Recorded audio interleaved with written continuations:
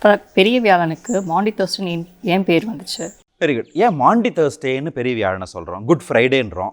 அப்போ good Thursday தானே வரணும்.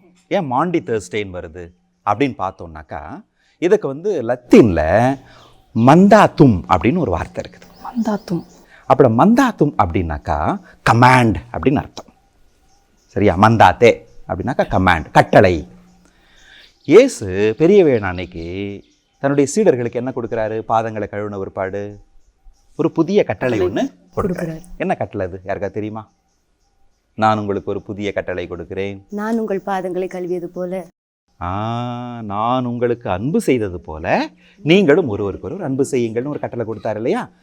யோவான் நற்செய்தி 13வது அதிகாரம் 34-35 வசனங்கள்ல இதை நம்ம பார்க்குறோம். இப்போ இந்த புதிய கட்டளை இயேசு கொடுத்தார்.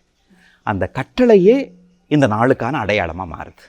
அதனால தான் கட்டளையின் வியாழன் அப்படின்றதுக்காக தான் இது மாண்டி தேர்ஸ்டே அப்படின்ற வார்த்தை இதற்கு பயன்படுத்தப்படுது.